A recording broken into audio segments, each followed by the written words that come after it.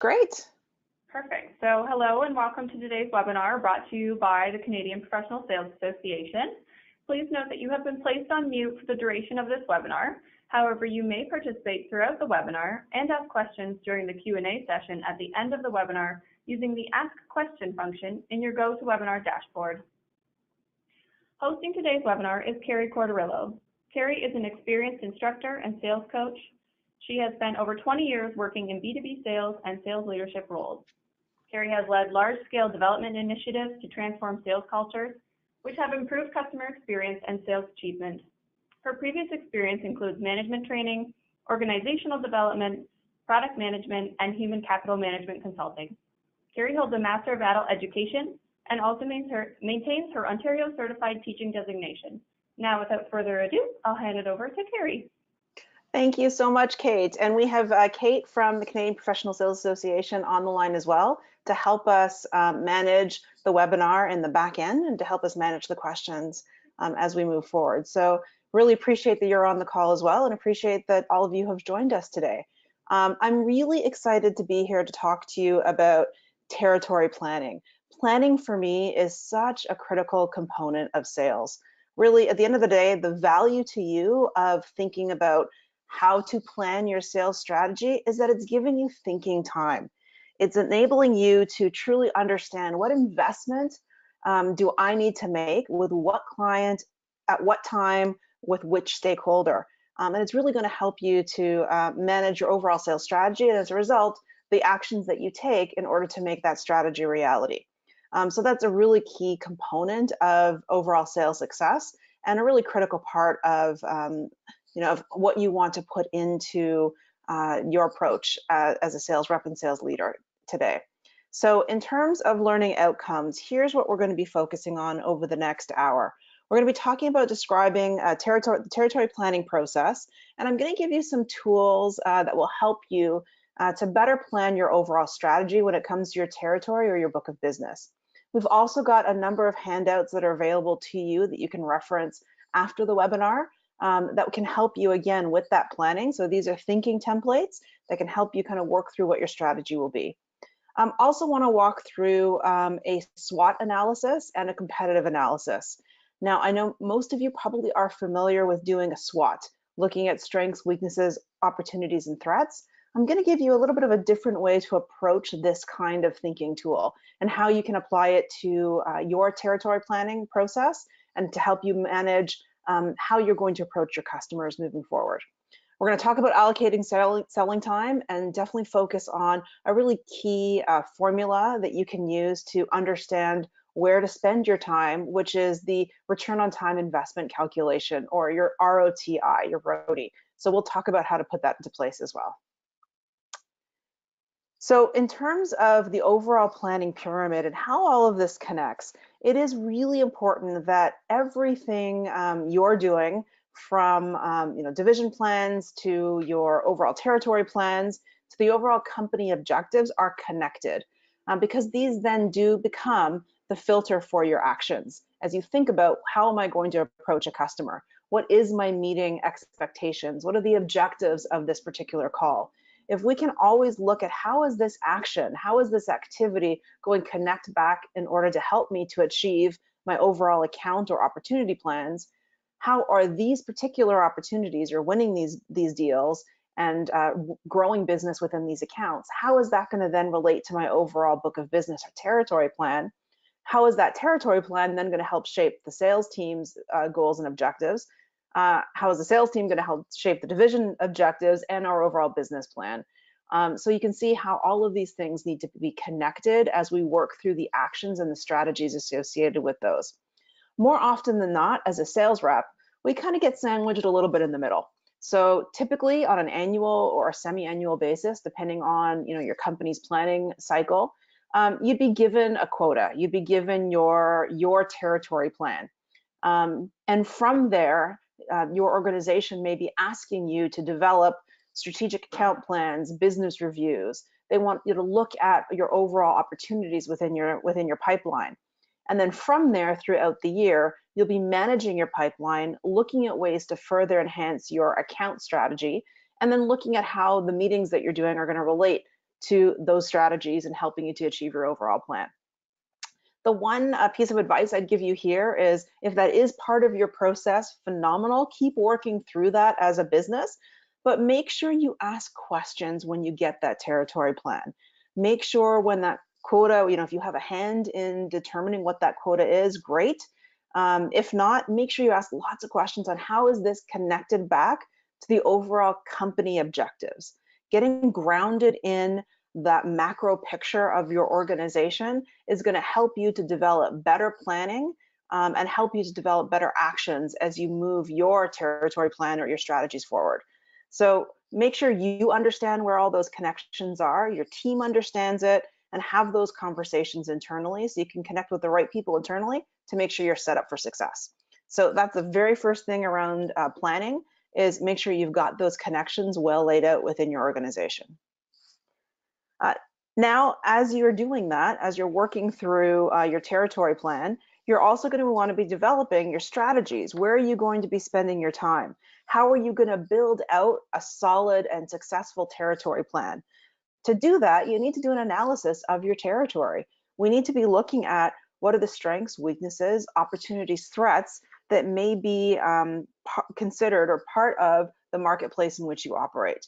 And the way, or the tool that we can provide you, the thinking tool that we can provide you with to help you with that, is to give you a little bit of an organizer to help you to map out your SWOT. And I really want you to focus on 3 different components. So I'll go through these, won't spend a lot of detail in each, but really want to make sure you have an understanding of how to leverage your SWOT and what this means for you. The very first thing I'd love you to focus on is your strengths as an organization. So what are the specific things you do well from your customer's point of view? So what are you known for? Do you have product excellence? Do you have the best customer service in your industry?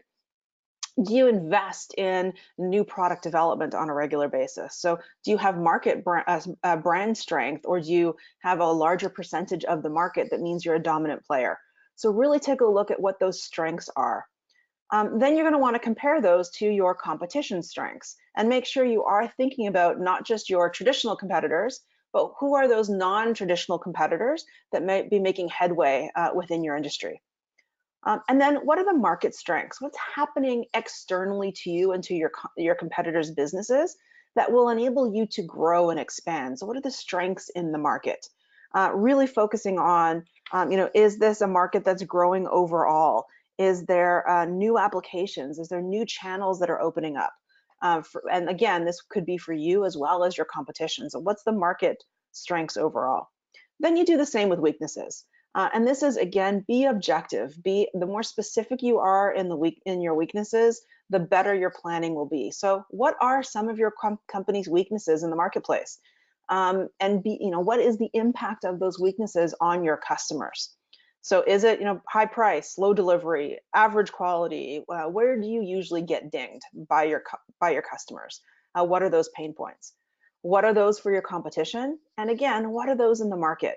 Is there, particular weaknesses within the market that you really want to make sure you're highlighting? Is it a very small niche market, as an example, so it's very difficult to expand? Is it a tapped out market?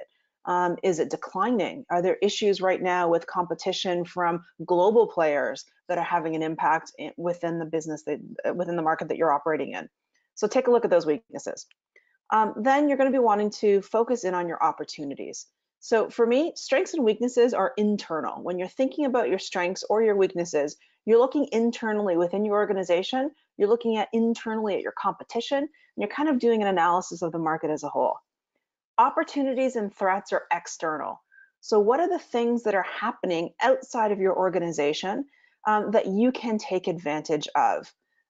It could be that you are developing new products and the market is really being receptive to those new products. So there's an opportunity to sell those new solutions within the market because there's a new need that's there. So really think about sort of what that would look like. Do the same with your competition. Look at what those opportunities are within the marketplace. Threats are those external things that may be threatening your ability to grow your business. They could be people, strategies, policies, circumstances that really hinder your ability to achieve your goals and overall profitable sales. Same with your competition, same with the marketplace. So you're starting to develop an analysis of how you stack up against your main competitors and within the context of the industry in which you're operating in. So once you've done that, it'll feel like, wow, this is a lot of information. What the heck is this actually telling me? The value of doing your SWOT is so that you can start making connections. And I often think of a SWOT almost like, like one of the police crime boards that are up when they're looking to investigate a crime, right? You've got all these pictures, you've got pieces of information, and then you've got strings or threads or arrows that are connecting information to each other. That's what your SWOT should look like. So because it is a thinking tool, this is not something we're presenting within our company or to our manager. It's something that we are leveraging to help us develop our overall territory strategy. So it should be a little messy. Most thinking tools are.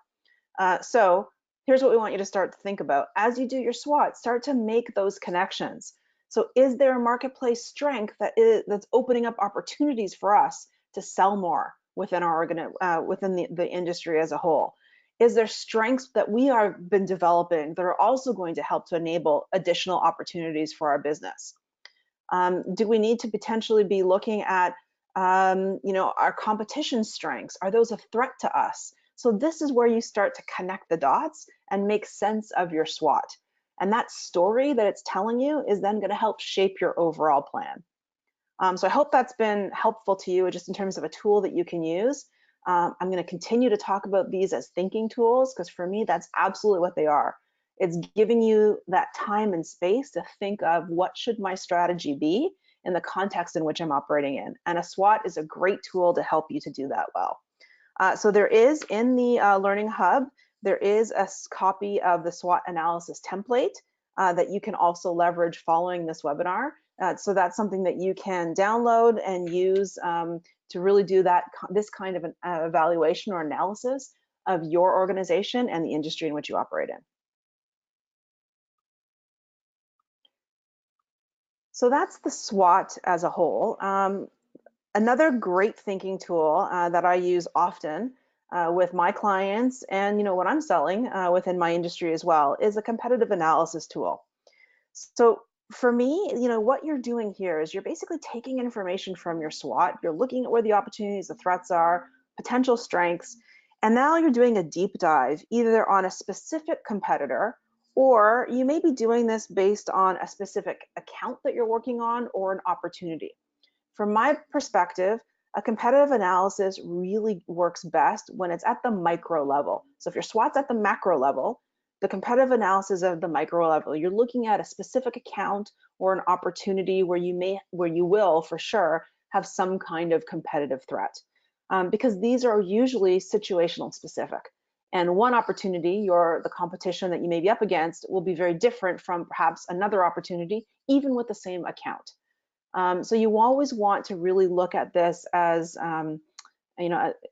as granular as possible in terms of looking at the overall opportunity or the account and sort of analyzing it from there.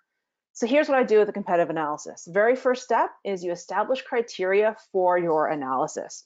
And what do I mean by that? Well, what is most important to your client right now? What are the things that are important for their business? As they are looking to evaluate what you can offer versus your competition, what's that criteria that they're going to evaluate you against? So make sure you are establishing and defining what that criteria is. If you don't know, this is a great a tool that you can leverage to actually ask your client what's most important for them. So the key of a good competitive analysis is we're not making up, we're not assuming information, but we actually get this from the customer point of view. And you can open up some really great conversations with your customer when you're leveraging these kinds of tools to help aid and enable that conversation. So first step, establish criteria.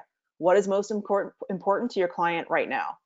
Secondly, identify for yourself and then rate your competitors how you stack up against those important issues.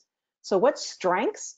Well, see, it sounds like our SWOT. What strengths connect to what's important to your client? What are the things that you do well that are actually important to your customer right now? What are the things that your competitor does well that are important to your client right now? So you're making sure to identify what those things are. And then third, you're going to want to complete your analysis. So by looking at that information, what does this tell you? And then most importantly, what are you going to do about it? So that's really the last step in this process, is to understand from this intel that I'm gathering, what's my best strategy and what are the actions that I can take to either mitigate, some of the weaknesses that I have, or how do I play up those strengths? So I would start with laying it out in this fashion by listing the criteria and looking at rating how you stack up against your competition. If you are more of a visual thinker or a visual planner, you can also put the tool into this kind of framework as well, where you actually start to map out where you stack up against your competition. So I am a huge fan of 4-quadrant grids. As a salesperson, I use them often to try to do some comparisons between, my products, my services, the value that my organization can provide versus what my competition can do, because it's a great visual sort of tool that you can leverage, and it gives you like a story pretty quickly. Here's what I mean by that. So this 4-quadrant grid is, there's 2 different components that you're looking at. You're looking at one factor, which is what criteria is most important to the client. And that's along that, vertical axis. Then you're looking at how good are we at delivering on that criteria. So is it a strength of our performance, or is it lower strength of performance? And that's the horizontal axis that you would be filling in. So let me give you an example of what I mean and how you could use this. Say you are known within your industry as having really phenomenal customer service. In fact, that's something that you're not only really good at, but the organization or the client that you're doing this analysis for them, customer service is critical. In fact, it's mission critical to their business. If they can't get a hold of their partner, you, in a specific amount of time, it actually has detrimental impact on their ability to service their customers. And they've quantified that impact for you. That's why we're in quadrant B. Really important to the customer, something you are really good at. So we want to highlight that point and sort of understand sort of where we sit. Then if we're doing an analysis of where does that put our competition, maybe they're here over in quadrant A. So our competitor, let's call them competitor A, it's still a really important criteria for the customer. Remember, customer point of view. But we know that our competitor has not been able to live up to their promises around customer service. So they would be over in quadrant A. And we'll talk about sort of how to do that analysis and what we're looking for. Let's give one more example. Say price. If price was an important factor for your client in company A, your competitor is over here in quadrant B, and you're over here in quadrant A. So you start to put the criteria in this kind of diagram and figure out where you stack up against the competition. And you'll notice price is not as important as customer service. So as you start to formulate your proposals, your presentations to this client, what you may be doing is highlighting why paying a little bit more, for your services is actually going to give the client much more in terms of overall customer service than if they were to pay less with your competition. So you can start creating your story around what this means. And in particular, what this means for your client, because that's really where the importance is here. So as you start to map out the criteria in this kind of grid, this is where you can start to make some decisions about what's most important. So if you've got some criteria about yourself in quadrant B, then you're going to want to highlight the heck out of that, right? This criteria is the most important to your customers, and it represents what you do well. So for me, this should be the first page of your proposal, the first page of your presentation, the first thing you talk about when you get back to a customer in an email. It's the first thing you highlight. So you want to focus there. If, as an example, you've got some criteria that's over here in quadrant C, so not very important to the customer, but it represents something that your organization does really well. Well, I maybe want to have some internal conversations to figure out, why are we putting a lot of time and energy in something that the client doesn't seem to care about? Is it industry specific? So is it only this kind of client that doesn't care about it, but it's important for others? Is it something that we can pull out of what we provide to this organization? So you can start to make some decisions about what your product suite will be, and where you're going to focus in terms of how you're going to service the client the best. Quadrant A, criteria that's very important for your client. However, they represent areas of weakness for you.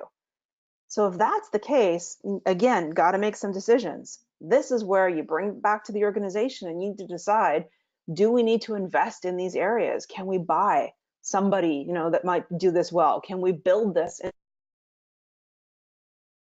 can turn that potential issue or potential criteria from being in quadrant A, hopefully, to being in quadrant B? Because that's where our focus should be, is investing in the things our customers care about that maybe we don't do well now, but we could do well down the road. And then lastly, if you do have any criteria that's down here in quadrant D, so things that aren't that important to the customer and we don't do well, something to watch. If that ever does change in terms of the level of importance for your customer, it's something to keep an eye on. But definitely this is not making the cut in terms of being part of the proposal or part of the presentation. Right? So we're not going to focus on areas where the customer doesn't care about it and we don't do it well. Why bother? The only thing I'd want to highlight there is just make sure you're paying attention to whether or not the importance of that criteria changes, because if they do represent a weakness of yours, it can catch you off guard if you aren't prepared when you need to turn that weakness into a strength. So you need to figure out, where your focus is going to be. See, thinking tools to help you kind of manage this information, bring it back into your organization, and make some good decisions on how you are going to approach your customer, in which way, with what strategy. So I hope this tool, in addition to the SWOT, has been also helpful. This is also in the Learning Hub for you, so you will have a copy of the competitive analysis that you can use to also help you kind of plan this out for your customers. So you're doing the SWOT at the macro level. You may be then taking a competitive analysis and doing that at a more micro level, either an account base or at a within that, or at sort of at an opportunity perspective. Then based on all of that information, you want to do something with it. So I'm never going to ask you to, fill in templates or do thinking without actually having some kind of end goal or activity that has to be in place. So once you've done this thinking, then you can start to set some goals. You can really focus in on which are the most important goals, what do we need to focus on?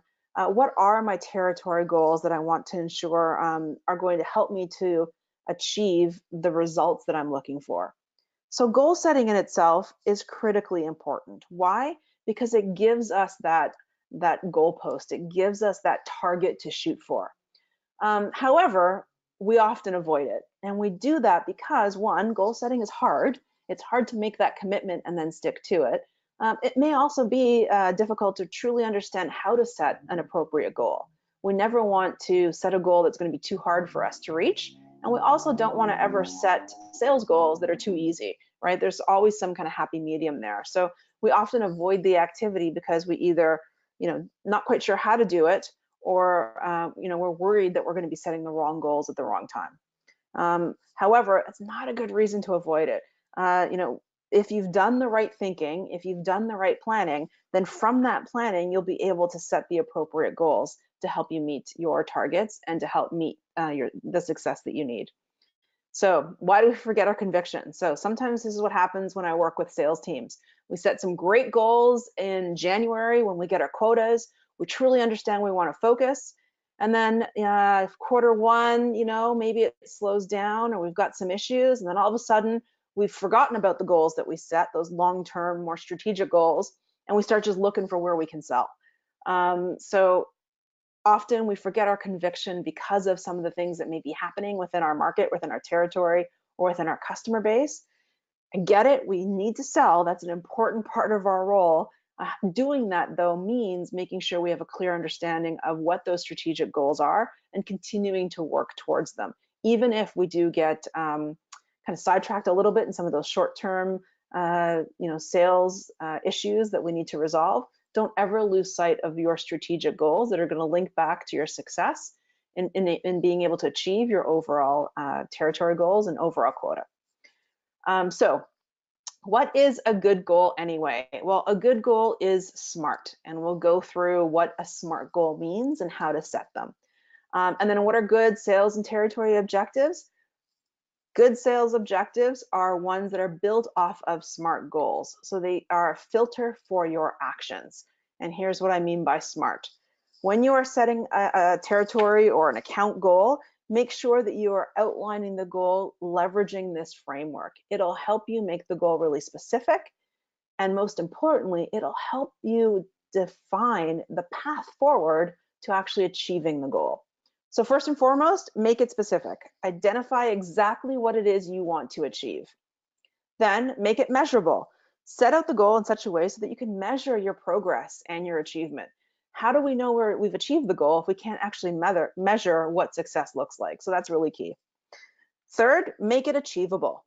Unachievable goals can be worse than no goals at all, right? One, they really deflate us. And two, it means, often what we do is we just throw out all goals if we haven't met one. So make sure they are achievable. They're in that middle ground that I talked about.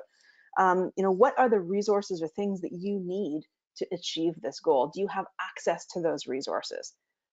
If yes, great, then it's achievable. If no, you might want to go back and revamp the goal or look at how to add those resources to make those available to you. Are they actually relevant? So what I mean by that is it consistent with other objectives that you have in your life? They're going to be most effective when there's synergy between a business goal that you have and your own personal goals. As an example, if one of your key goals is to see every single customer in your territory once a month, and that requires you to be away from home, 3 weeks out of the month, if that is going against your goal of balancing work and personal life and being home more frequently, then it may not be a good goal. So you got to go back and kind of rejig and rethink what's going to work for you. And then lastly, make it time bound. So set a specific time frame for completing your goal and make sure you're sticking with that time frame and you're measuring based on the time frame that you've set out. That's really key. So we're going to ask you a poll question. Kate is going to put it up on the board here. Whoop, there we go. So here's what we want you to do. Based on what you've just learned around SMART goals, select one of the following. Is a SMART goal increasing residual commissions to 100,000 a year within 2 years? Is a SMART goal sell more new products to existing customers? Or is a SMART goal get 20 customers in your funnel? So pick the one that you think sounds the most like what we just went through in terms of what a SMART goal would be. And we'll just wait for those poll results as you click on the one that you want to choose.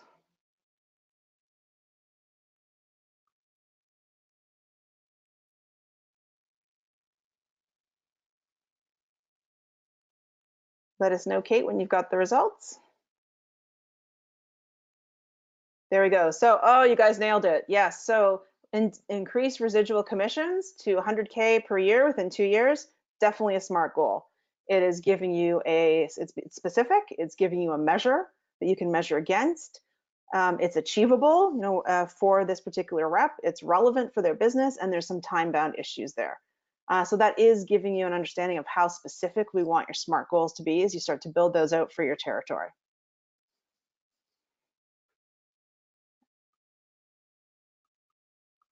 Great. And as you continue to build out your SMART goals, look at how you're defining the strategy or the objectives in order to help you achieve those goals. So we often use something called closed loop planning. It's just a way of thinking about the goals that you're setting and how you're going to achieve them. So once you've set your goals, then you're going to want to look at, okay, so based on the goal that I've set, what are the short-term objectives? What are the things I need to have in place in order to make sure that that goal is achieved?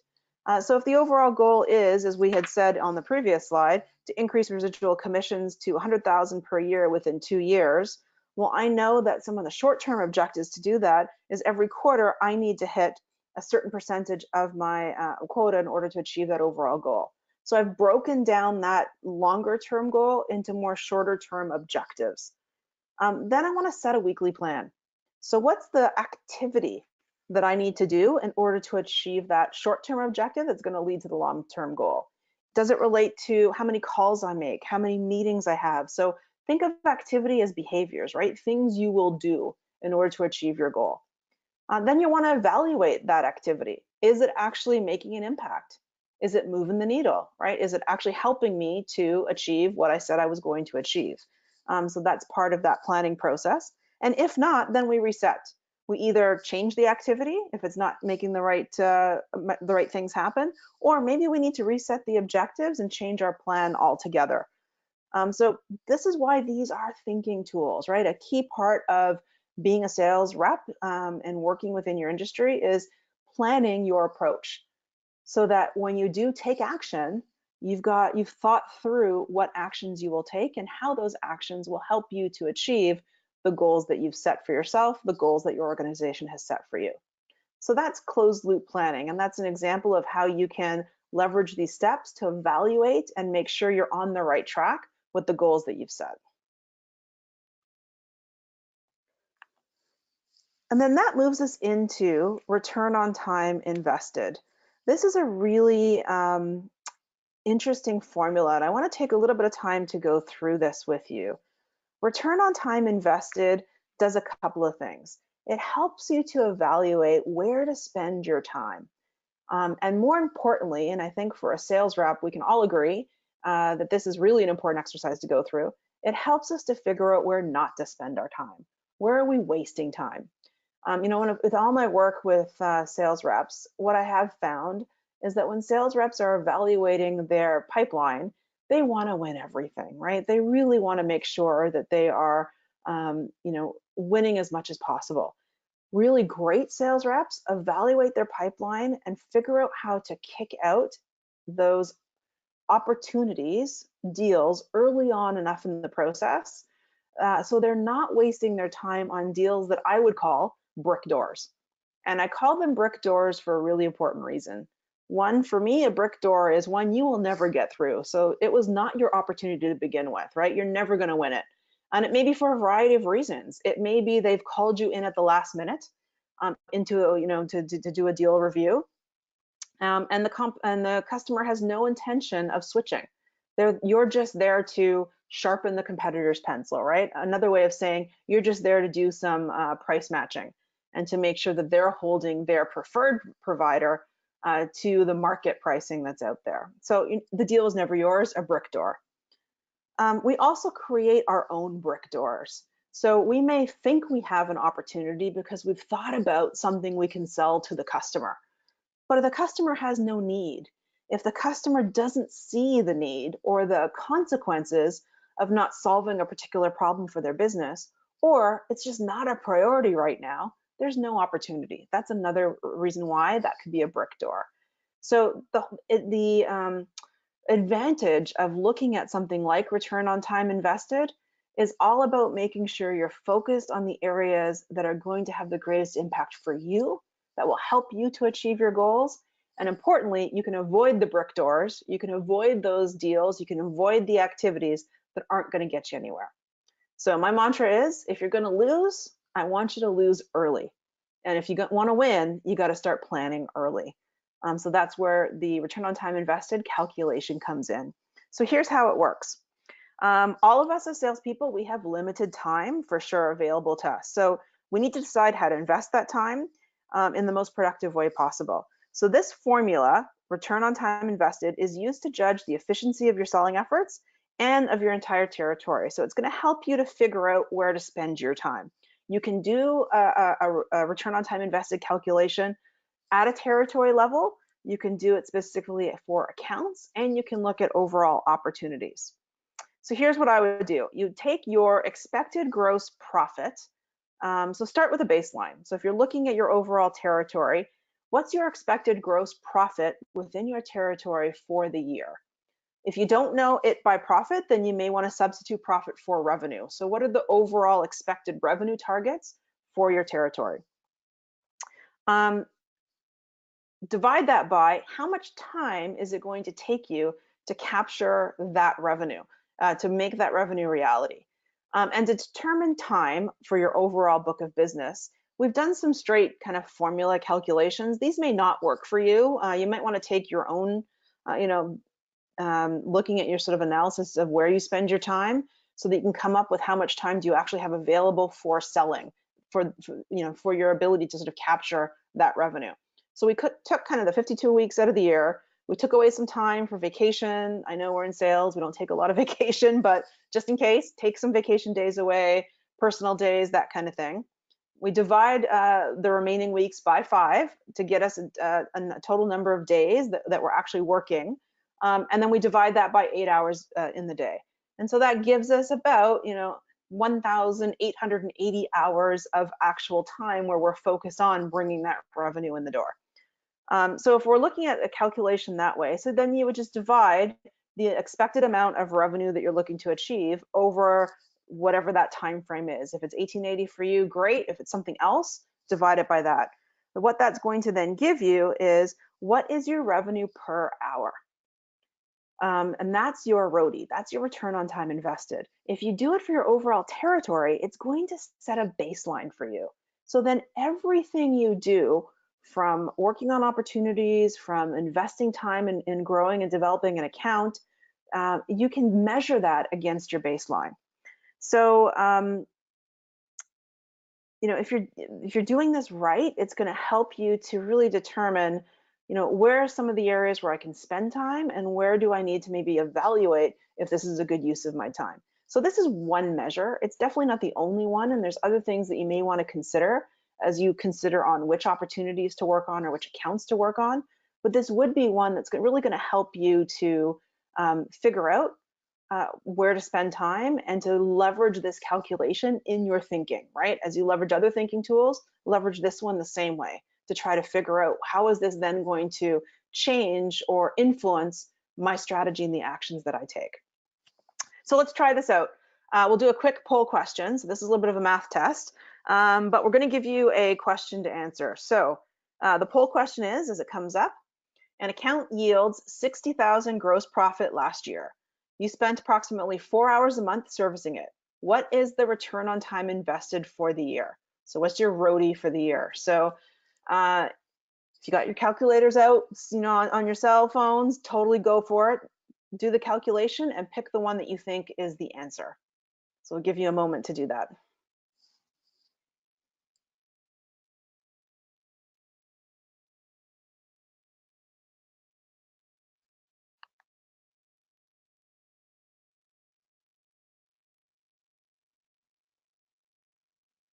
And just as people are filling in on that poll, please don't hesitate. I know Kate mentioned this earlier, but if you do have questions that you'd like us to touch on as we're going through this content, don't hesitate to put those into the question frame.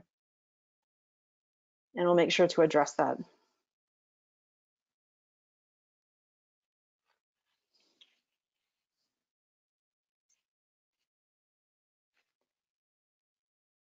All right, Kate, you've got the answer to our poll question? There you go. We've got lots of smart people in the room that can do the calculations. 1250. That is the answer. So if we're looking at $60,000 of gross profit last year, we spent approximately 4 hours a month servicing it. We want to take that time, get it to an annual, get the 4 hours to an annual amount, divide it, and it gives us $1,250 gross profit for every hour that we spend.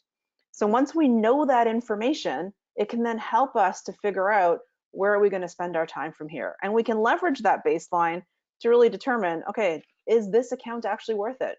If it's going to take me more than, if my ROTI is actually going to be $500 and my baseline is usually $1,250, is this the right opportunity for me to focus on? So those are the kinds of things that you can do. I would highly recommend really checking out or testing out how to leverage return on time invested within your book. So take some time to think about, how much time do you spend with certain accounts? How much revenue do you get from those accounts? Figure out what your ROTI is. What's the profitability or the revenue per hour that you spend with those accounts? You may actually find some surprises. So sometimes the accounts that we think suck up a lot of our time are not the most profitable or the most revenue generating.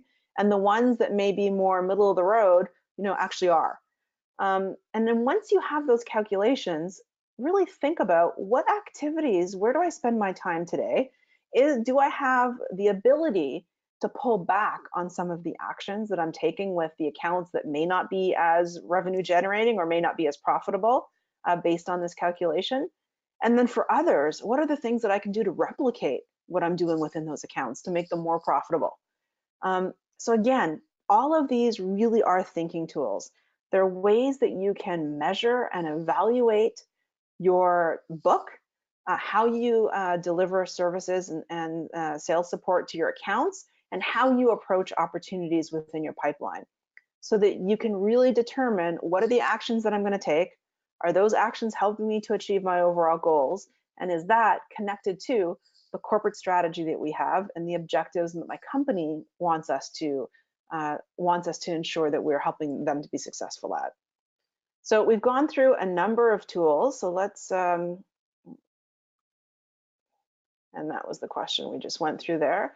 So we did a couple of things, and I just want to highlight a couple of key areas of focus. One in particular is make sure we're focusing on profitability. And I mentioned that you can use the ROTI, the return on time invested for revenue. If you know profitability, phenomenal.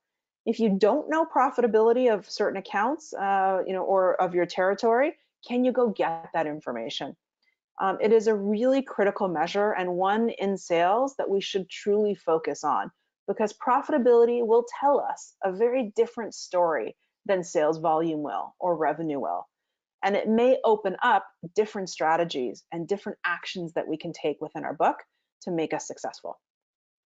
Next, make sure you are maximizing your return on time invested. As I said earlier, leverage this calculation, this formula, to give you a baseline of where you sit today and what that then means in terms of where you're spending your time, either at an account level or within your territory as a whole. Remember, a strategic territory plan involves setting those smart, profit-oriented goals as well as other strategic objectives. So think about, as part of your territory plan, what are those SMART goals that you will set? And as a result, what objectives, short-term objectives, do you need to have in place in order to help you achieve those goals? What actions are you going to take? And how are you going to evaluate whether or not those actions are effective in helping you to move your goals forward? SWOT analysis. We went through a SWOT to help you analyze at a macro level your book of business, strengths, weaknesses, opportunities, threats. Remember, you are always comparing yourself to the competition, and you are always doing a SWOT through the lens of the context of the market in which you're in. That will give you a really full picture of kind of where you sit today. If you're only doing it on your company, what I find is we tend to do a lot of inside out thinking. So we just focus on us and we don't see the context in which we're operating in. So doing a SWOT from those three different perspectives is going to give you, again, a very different story. And then make sure you're examining your competition through that competitive analysis. And that may be more at the micro level. So are you looking at how you stack up against your competition for a specific opportunity or deal that you're working on, or within a specific account? Really think about what's important to the customer, why now, and how can I deliver on those things that are important, and how can my competitor deliver on those things that are important? And based on that information, that intel, what am I going to do differently? How am I going to approach the activities, the actions that I take to move an opportunity forward or to further develop my account based on the intel and information that I'm gathering? So that is the basis of our session today. We went through how to make territory planning work for you. Again, these are thinking tools. We want you to leverage thinking, leverage planning before you act. I worked with a CEO of an organization where I was the director of sales, and I love the saying because she said it all the time. She would constantly remind us, if you don't have time to plan, you don't have time to do. She truly believed that planning was an important part of the overall sales process, in fact, critical, because if we don't have time to plan appropriately, to figure out what actions to take, we're wasting the time we have in front of the customer. So she was really a strong advocate for planning within the sales team. And that's something throughout my sales career as a sales rep, as the director of sales, moving into coaching and supporting sales reps and sales leaders around sales performance. It is definitely something that has stuck with me. So keep that in mind. If you don't have time to plan, you don't have time to do. Make sure you're leveraging the right tools to help manage your thinking, to help you plan in the right way, so that when you do show up in front of the customer, when you are in front of your clients, you've done that thinking, you've done that planning, and the actions you take are going to be effective, successful, and are going to lead you to attaining all of the goals that you've set for yourself. So I'll pause there. I know we still have a few minutes. Does anyone have any questions on what we've covered, on the tools themselves, or any of the things that we've discussed in terms of how to leverage the tools?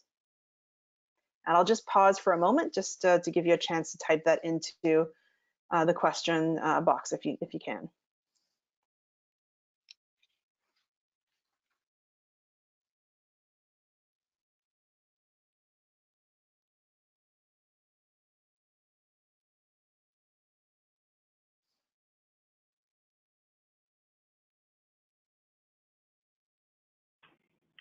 Hey, Carrie.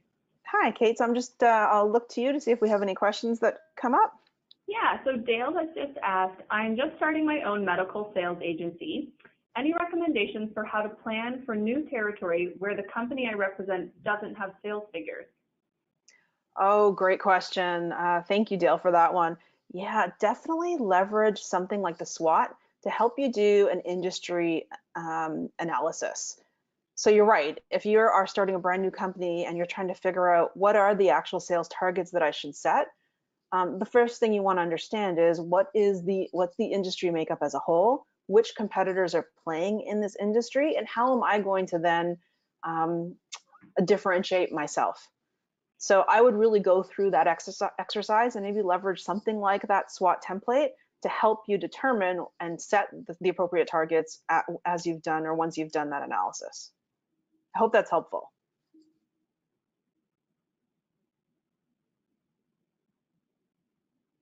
He says, Any yes, other okay, great, thanks. Okay, great. Any other questions, Kate? Not at this time, but we'll just hold for a few more seconds here. Okay. Well, and I definitely would love to hear as well. So if anyone doesn't have questions but has a planning tool or something that they've leveraged to help them set their territory goals and figure out kind of their overall sales strategy, we would love to hear about those as well. You know, if one thing I have learned being in sales for over 20 years, that I never stop learning. Every opportunity to work with a new sales team, to work with a new client, to develop a new sales strategy is an opportunity to learn more. And if you can approach your planning from that perspective, that this is an opportunity to learn, to understand, to ask questions, to think it through, we are definitely going to be successful if we take that approach.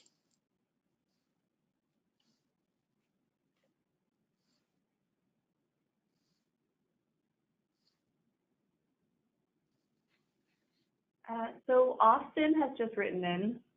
They say, in a regulated industry like mine, where access to competitors' information is almost non-existent, how can I really measure myself against the competition?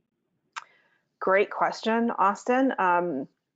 Couple of thoughts on that, and you're right. Many industries, it can be difficult to get information about competitors. So I do a couple of things. If you don't know market share, or you can't get that level of information, understanding kind of where you sit against the competition, do a little bit of research. So I often recommend to reps, go to your competitor's website, and you may know who they are. I mean, certainly you would know who you're up against. Just do a little bit of digging on their website that may be, public knowledge. Get critical about what it is they're posting. So how do they position themselves? What words do they use? Where do they focus, right? So where do they emphasize in terms of their strengths, and how do they go to market with those? The other thing I'd really stress to you is, find some way to regularly get customer point of view.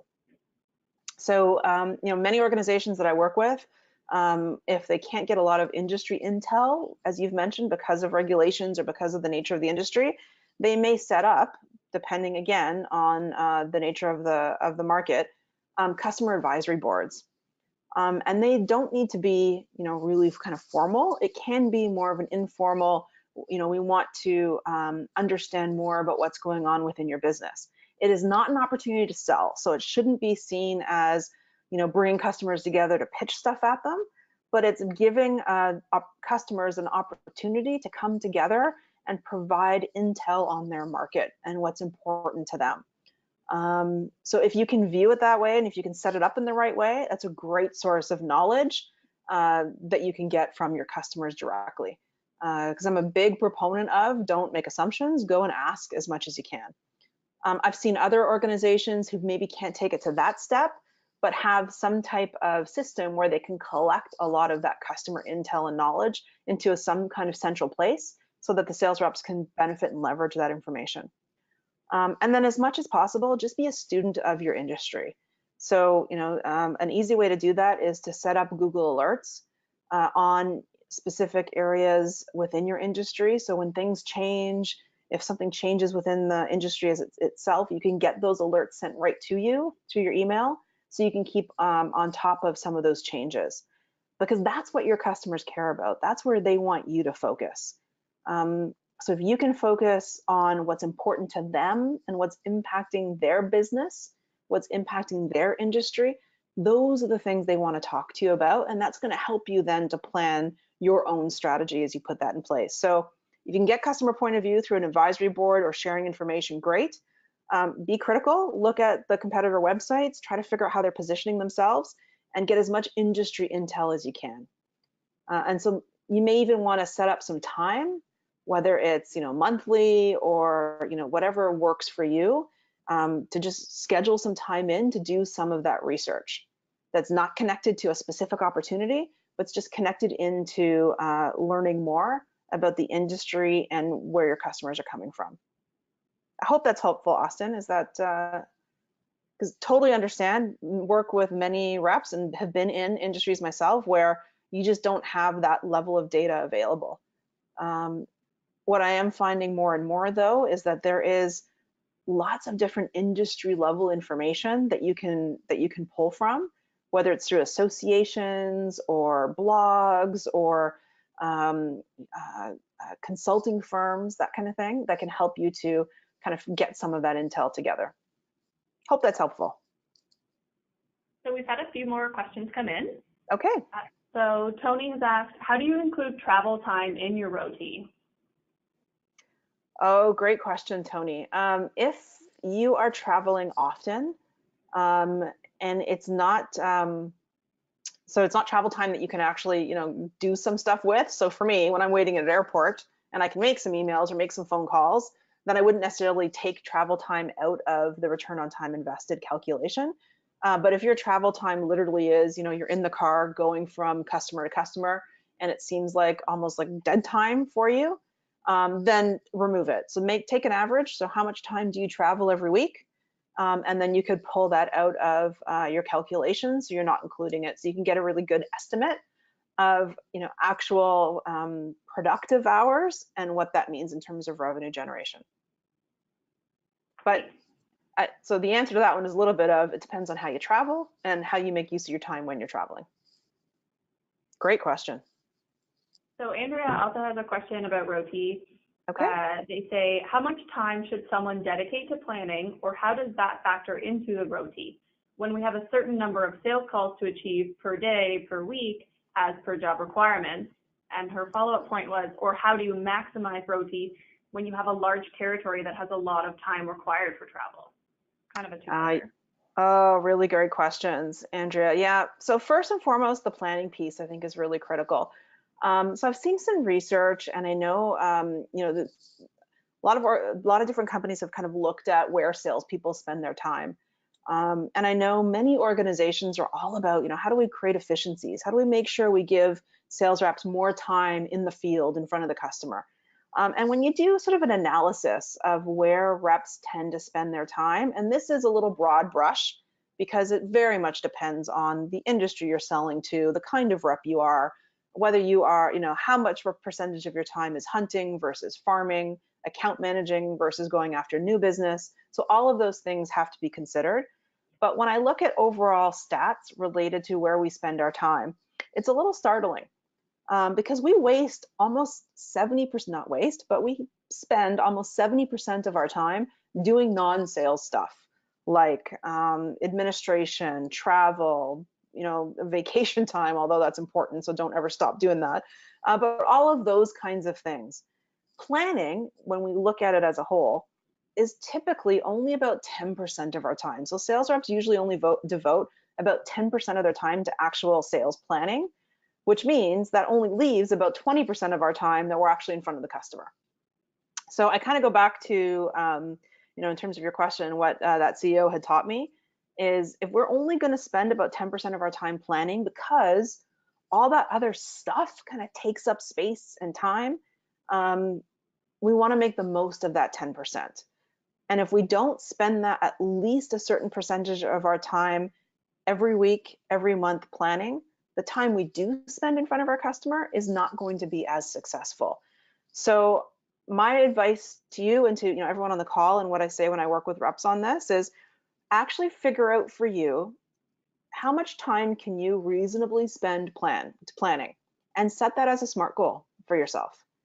So be realistic. So I had one rep say, "Oh, Carrie, I'm going to plan one day every week." And my response back to him was, "No, you're not.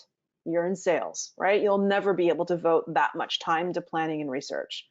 So what makes the most sense for you? And maybe discuss this with your leader or your manager, but figure out how much time would make the most sense. Set that time aside and then go with it for a month, 2 months, 6 months, and then evaluate what was the impact of having that dedicated planning time on my ability to sell effectively in front of the customer. So I would really, kind of advise everybody is just plan your plan, plan the time that you're going to spend doing that strategic thinking, make it happen, and then evaluate the results. And you may then decide, what do I need to tweak? What do I need to be doing differently? And now the second part was around the ROTI. And Kate, could you just repeat that last one? For sure. Yeah. How do you maximize ROTI when you have a large territory that has a lot of time required for travel? Yeah, so similar, Andrea, to what Tony said, if that travel time truly is unproductive time, you may want to pull that out when you're calculating your ROTI to make sure that you're really looking at sort of a true value. So I would do that. And again, probably spending time really figuring out where you are going to take action, which clients are the ones that you want to spend the most time with, is going to be really key to help you manage such a large territory where you may have a lot of stuff coming at you at once. Awesome. And Brian has actually written in one of his suggestions that he does. Oh, great. I meet with my top tier customer on a quarterly basis to review YTD sales compared to LYTD, or a scorecard, and tie it to items and products purchased. I also have a customer report card on what they're buying from me and my competitors. Love it. Love it. That's such a great thing to do, Brian, is to actually do a review with your clients on a regular basis. So I think I've stressed this a few times, and I think what you've shared definitely highlights this, is your planning should never be in a vacuum, right? So any kind of strategic planning you're doing around your sales territory or your account strategies, get client feedback on that. So do that through scorecards, do that through a regular customer review. Set out what you're going to be talking about in those reviews. Pull your clients into your strategy, make it, co-create it with them. Make it not just your strategy, make it a shared strategy. And is there specific actions or things that they need to do in order to make that strategy a reality? Those really are the most successful, is when you can co-create and collaborate with your client. So well done. Thank you for sharing that. Well, and I just want to highlight, so I don't know, Kate, if we've got any more questions or not, but just to talk about, we do have some upcoming virtual training sessions in the works. So please mark your calendars for these. June 13th, Fueling Your Sales Funnel, and July 25th is Improving Sales Through Positive Self-Talk, which as a sales rep, we don't do enough of, and we need to focus on that. So please mark your calendars for both of those upcoming events. So those are all the questions that have come in for today. Okay, great. Well, just appreciate everybody being on the phone call. We've shared some upcoming webinars. Please remember, as you continue to take these sessions, this does help you on your path to certification. There is a Master Selling Series 3 course that you can also leverage, advanced prospecting, strategic account management, as well as mastering objections, negotiations, and closing. The link that is there is something that you can reference if you want more information around some of the other programs and certification through CPSA. So all of that is available for you. So please make sure you're taking advantage of all of the resources, support through the CPSA and some of the programs that are available to you, as well as certification. And thank you everybody for your time. Thank you for being on the call, for your questions and for your suggestions. So, go out there, make some time to plan, put it in place, and I wish you all the success. Thank you so much, Carrie. As always, if you'd like a recording of the webinar, it will be available in the CPSA Learning Hub. And if you have any questions at all, please feel free to email us at salessuccess@cpsa.com. Have a great day. All right. Thank you, everyone. Have a great day.